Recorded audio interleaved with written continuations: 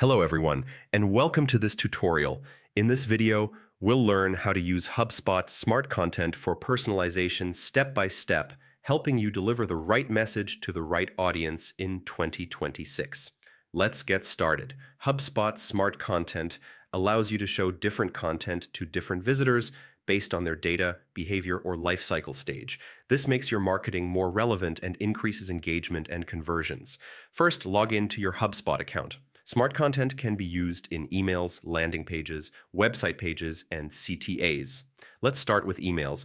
Go to Marketing, Email, and open an email in the editor. Click on a text, image, or module, then select Make Smart. Choose the rule type for personalization. You can personalize content based on contact properties, list membership, life cycle stage, country, device type, or referral source.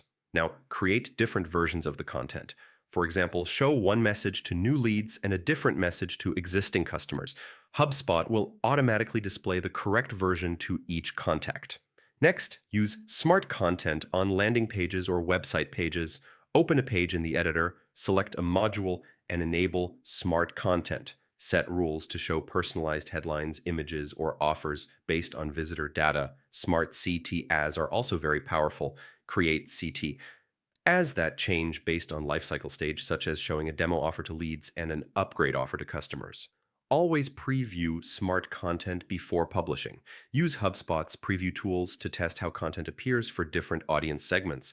After publishing, track performance. Compare engagement and conversion rates between smart and default content to measure impact. Use insights to refine your personalization strategy over time. The more relevant your content is, the better your results will be. In summary, HubSpot Smart Content helps you personalize marketing at scale without complexity. By using smart rules in emails, pages, and CTAs, you can deliver tailored experiences and improve conversions in 2026. Thank you for watching.